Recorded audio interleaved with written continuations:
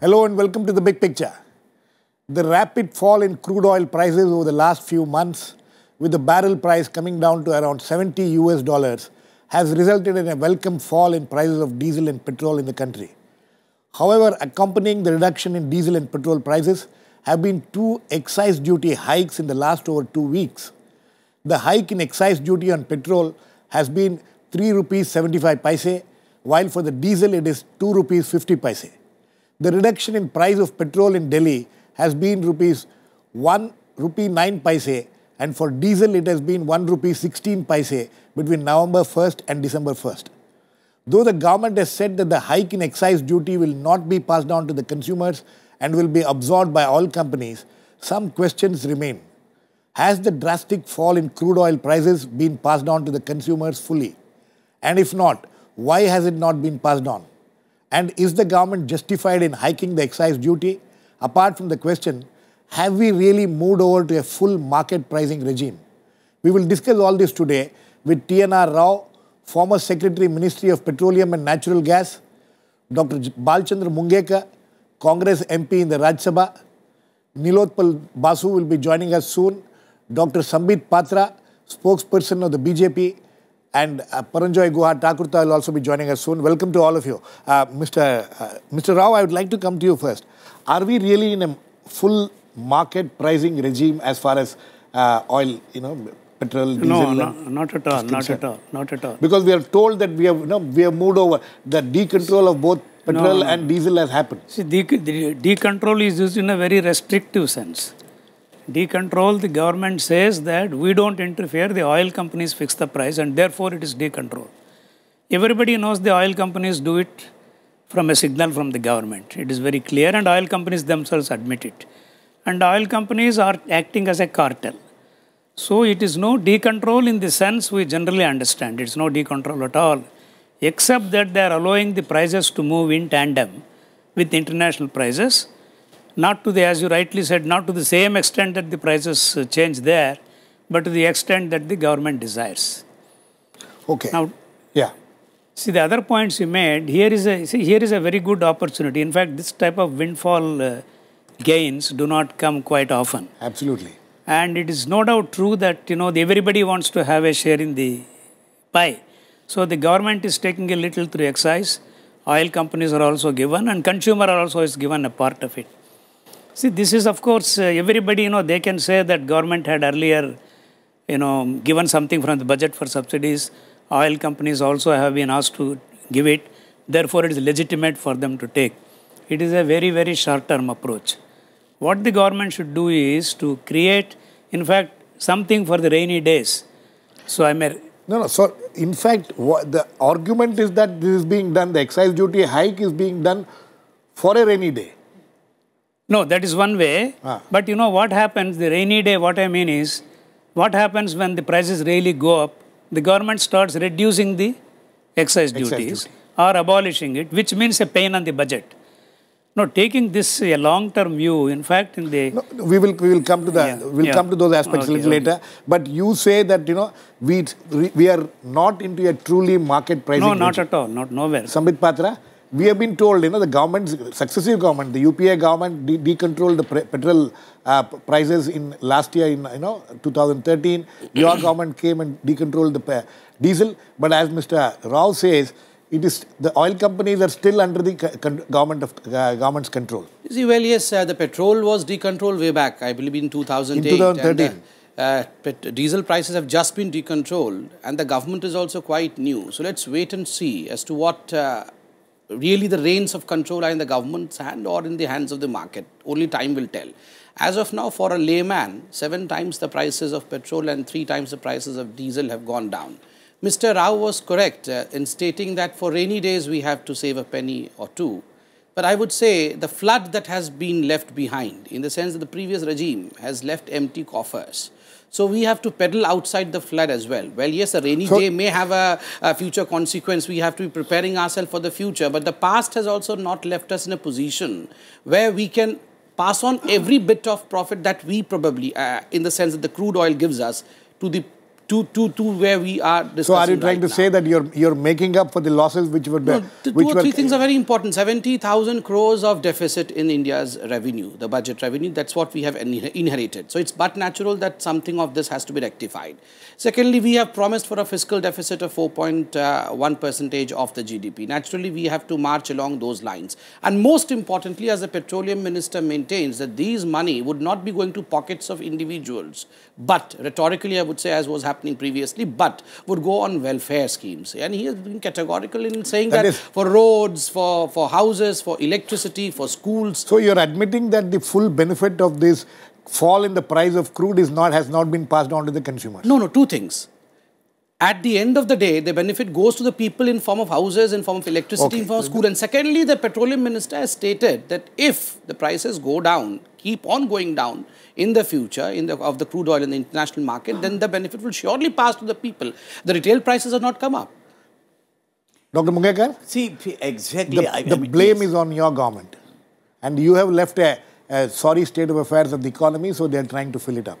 No, this can't be the argument, because see, I don't want to go into this argument always that between BJP versus the Congress, but what Sandeep just now said is absolutely unacceptable, because he is repeating the same argument which Congress was making during last 10 years. The question is, international prices of crude, as you just now mentioned, has fallen to $70 per barrel. Actually, 67.75. 67.75. That is unprecedented. Right. It is so uncertain. We shall not get. I hope that Arab situation will continue to be remaining the same. But it is so uncertain. And uncertainty is the word used by Raghuram Rajan, Governor of Reserve Bank of India. Now, what happens is, if you take into account the diesel prices, its weightage in the wholesale price index, it is 4.67%. In the wholesale price index, diesel's weightage is 4.67. It is nearly 5 times of the petrol. And the impact of increase in the diesel prices is 0.10, okay, as against 0.2 of petrol. This means impact also of diesel is nearly 5 times larger than that of petrol.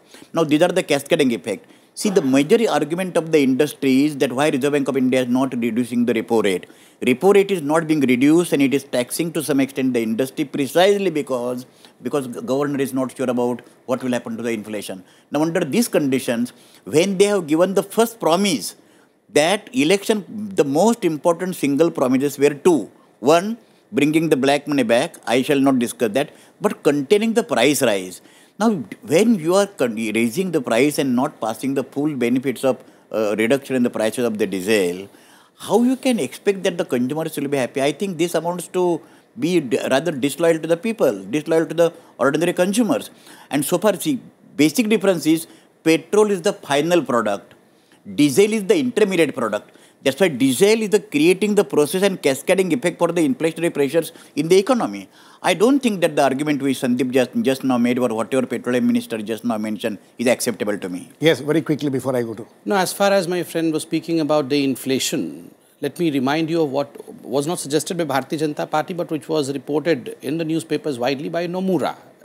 It stated that the Goldilocks period of Indian economy has finally arrived in India, in the sense that the growth rate is high and inflation is low. Where is the growth rate high? The growth rate is 5.2%. At least it does not take any mathematician to decipher that 4.7% is lying lower than 5.2%. Okay. You can't call that Goldilocks. No, but I'm telling you, it is the Nomura which is saying this. Country has seen a 9% growth rate, so 5.3%. Average 9%. Yes. For 3 years. Anyway, Nilotpal, we are now joined in by Nilotpal Basu, Central Committee member of the CPI-M and also a former MP who has done quite a bit of work on this petroleum pricing thing. Nilotpal, you know, we are, as Sambit Patra says, he's talking about the Goldilocks period for the economy, but at least as far as the petroleum sector is concerned, we seem to be going through that kind of a period.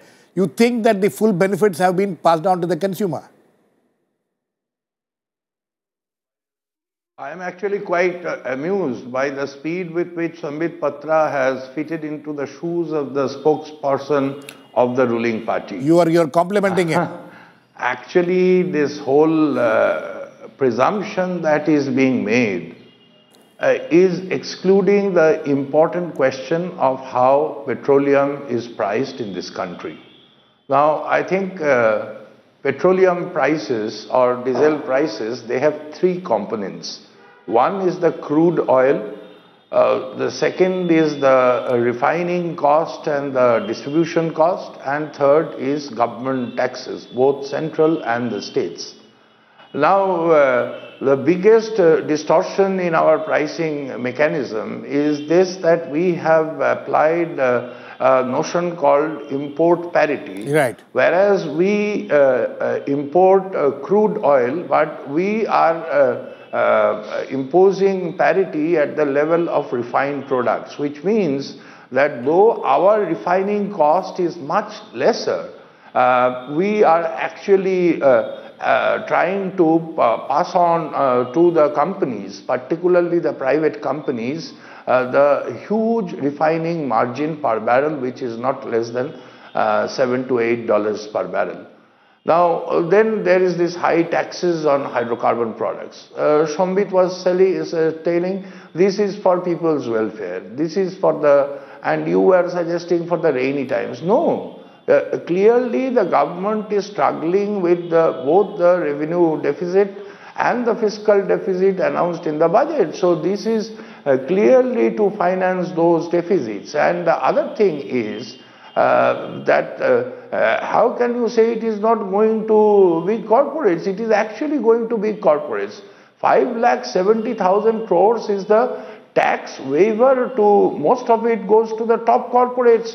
Now, if these taxes were not mopped up and actually a little bit of more Nilotpal, taxes were Nilotpal, one second. Corporates, Nilotpal, this would not be necessary at all. Nilotpal, one second, please. This is a plain fraud which they are playing with the people, and you see the fact remains that in fact first quarter after the government's arrival, which was also Nilotpal, I'll come back to you. Earlier period of the earlier government, it was 5.7, it has come down to 5.3. Nilotpal, okay. Paranjoy, you know, there are a few things here. One of that is, as Nilotpal pointed out, and Sambit Patra also said, that, you know, they're trying to mop up the fiscal deficit, they're trying to keep the fiscal deficit at 4.1%, and the government is mopping up revenues through this excise duty. Why is that? Why should they not do it? If there is a problem with the economy, if they have to, you know, keep the fiscal deficit under control, is there anything wrong in you know, hiking the excise duty and mopping up these revenues? The problem with the manner in which taxes are imposed on petroleum products is they are done on what is called an ad valorem basis. Yes. That means on the value. And also customs duties are levied ad valorem. So what happens is that it's a proportion of the value. So when prices come up, the government come down, the government's share of the revenue also comes down. Now, you must understand that roughly 40% of total excise collections and roughly 40% of total customs collections are coming from the petroleum sector. Right. It's in a sense the cash cow of the revenue department. And it's easy to collect because there are very few corporate bodies from which you collect. Now the problem is as follows. International prices have come crashing down. You're not passing on the entire benefit to the consumers because you have to protect your revenue. How do you protect your revenue? The only way you can by increasing the rate of taxation, which is exactly what the government has done in the last few days. Now, when you talk about decontrol and a free market, let's keep in mind a few facts. It was during the Atal Bihari Vajpayee government, when Mr. Ram Naik was the petroleum minister, that the government tried to do away with the administered pricing mechanism. It did not succeed. Right. It said it would, but it did not. Right. Eventually, by the time the UPA government came to power and Manish Shankar Ayar became the prime minister, the petroleum minister, I beg your pardon, that time the whole thing became very clear that you're going to continue to subsidize these products. Now, what happens essentially is that there are two major products which you're not subsidizing, and that is which you are continuing to subsidize, I beg your pardon, and that's kerosene and cooking gas. Right. Now, why is diesel important? Diesel is important because roughly half of your total sales, in terms of value and volume, accounts for this one product. Right. Now, you have decontrolled it. International prices have come down. What are you going to do when prices go up? Now, again, I want to come back to the point which Mr. Rao said. You could have utilized this opportunity to have a kind of a price stabilization fund. You haven't talked about it. Let's look at two things.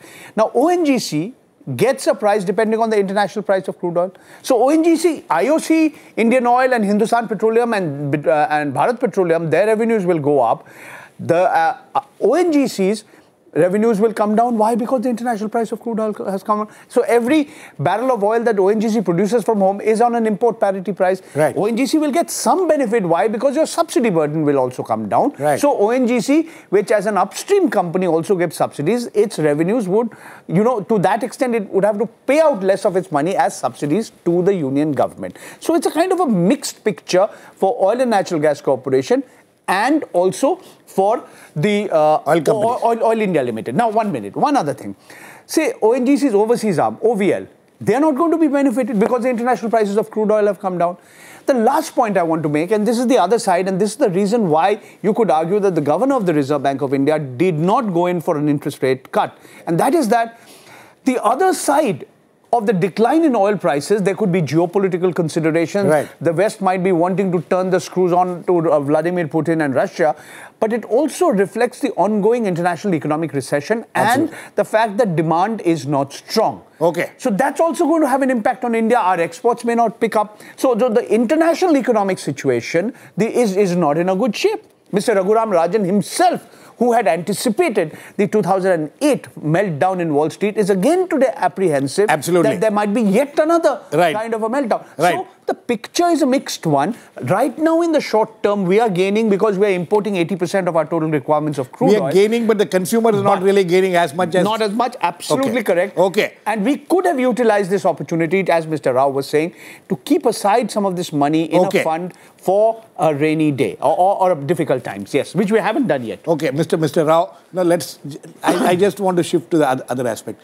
Now, you spoke about, right in the beginning, you spoke about cartelization of these oil companies. Now, the government is saying that we will not pass on the excise duty hike to the consumers. The oil companies will bear that for some time. And the retail prices will not go up because of the excise duty hike. How does it work?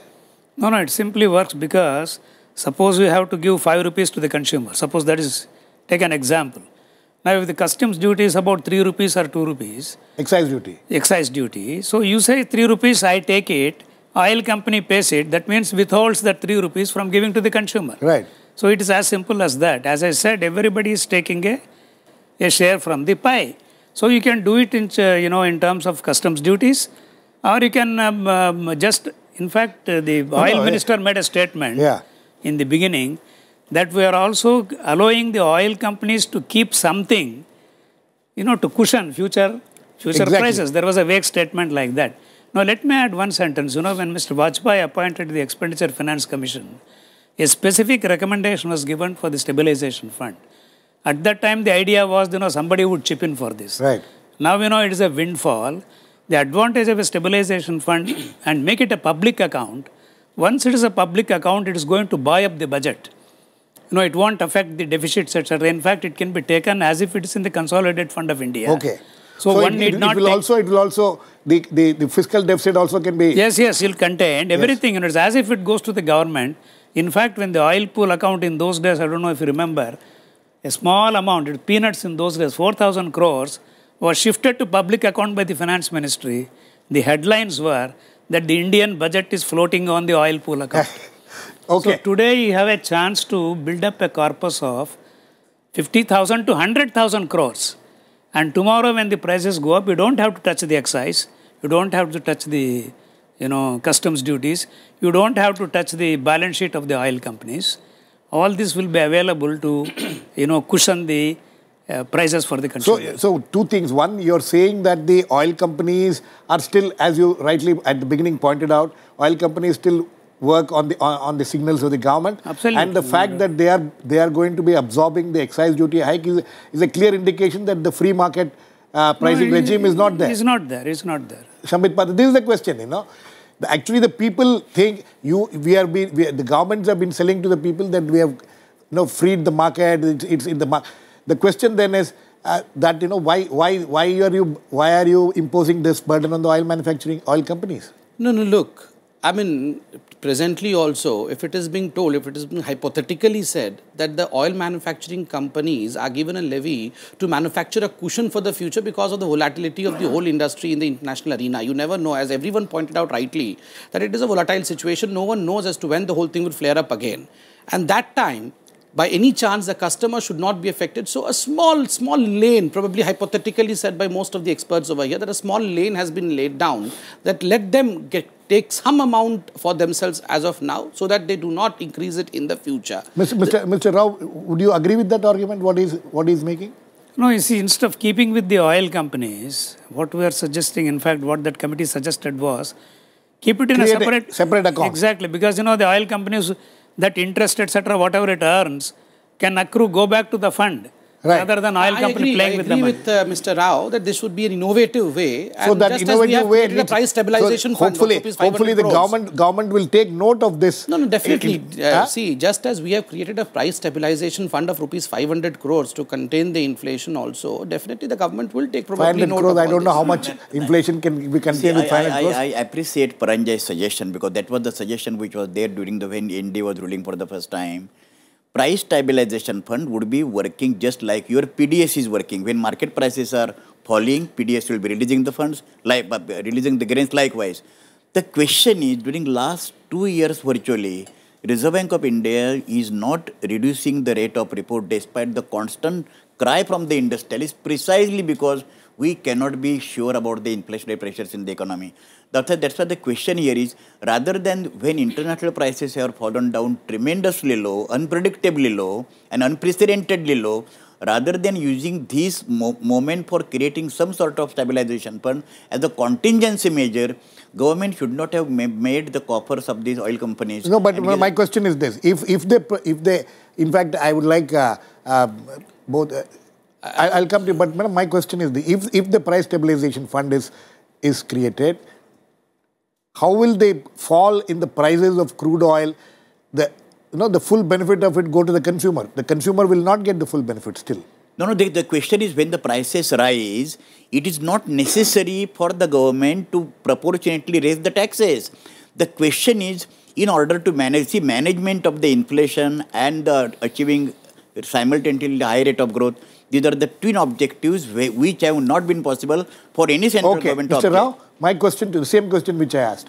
You create a price stabilization fund, but still the consumers are not going to be benefited. Today they are not going to get. They know that it is something, it's something like you putting some money for a provident fund. Provident fund. So that in terms, when the prices go up again, at least they will not be there for me. It is a safety net. Yes. I'll come to you, Paranjoy. Yes, Sambit. I'll just take 10 seconds if you don't mind. I mean, you store something only when you have that particular commodity in excess. Otherwise, if you do not have it in excess, you have to pay your debts also. So I believe the coffers empty and the welfare schemes which have to be rolled out, in fact. So it's but natural that... So all this, about 20 to 22,000 crores is what is being, assessed as extra revenue to the government. Paranjoy? Sambit's statements about the coffers being empty is all a lot of hype. Mr. Jaitley is going to meet his fiscal deficit target. There's no doubt about it. He is meeting the same target which had been set by Mr. Chidambaram. The point is very simple. The government wants cutting on social sector spending is also part of the... The point is very simple, Girish. The government wants to share in this windfall gain. The international prices of crude oil from the high it reached in the middle of June till now, we talk in early December, the price has come down by between 30% and 40%. 36% is what is so that's what I said, 30 to 40%. But the prices have not come down. They've come down by half that proportion. Exactly. So the other half is being kept by the government. Some of it the oil companies will get, but most of it will come to the government. So it's as simple as that. So Mr. Jaitley, while adhering to the fiscal deficit, also wants to protect the revenues. There's going to be a shortfall in customs duties, so that the excise duties part of it go up. So it's as simple as that. Even tax it's a very simple kind of... In fact, even tax revenues, there may be a shortfall. That is what the analysts are saying. Nilotpal, if you think that this policy or this adopted by the government is not correct, what do you want them to do? First of all, they must be governing, as the Prime Minister stresses so often. Good governance means transparency. They should come out with some kind of a white paper to show how petroleum is priced. How much is the crude price? How much is the refining cost? How much is the distribution cost? And how much is the taxes? One. Number two, I don't understand also, frankly, the subsidy business, because all the oil companies, private and public, are making huge profits. So where is the loss? Where is the subsidy? Now, if something is priced at 10 rupees, you increase the taxes by 10 rupees and sell the product finally at 15 rupees and say 5 rupees is the subsidy, then I mean, you are playing a fraud with the people. And thirdly, you see, the condition of the economy is very bad. I totally agree with Paranjoy that government is trying to use this windfall gains due to crash in the global oil prices, one, to finance its fiscal deficit, and number two, also they are taking initiating a hit against the social sector programs. It is already announced. Already there is a huge controversy over the slash in the REGA allocations and all that. So therefore, the government, instead of actually trying to address the problems of the people, and as they announced so eloquently during the election campaign about price rise, they are trying to only address with the same approach that the earlier government was doing, the single-minded obsession with GDP rise, which is also under big stress. Like what Sambit claims, that in the second quarter it has come down by 0.4%.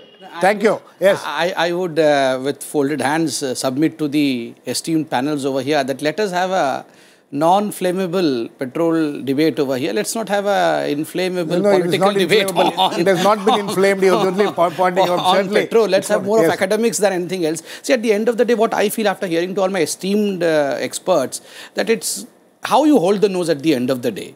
I mean, whether you hold it to the left or to the right, that means you pass the subsidy, you pass the money that you gain via the government through the welfare schemes to the people, or you pass it to the petrol directly. We will have to, Mr.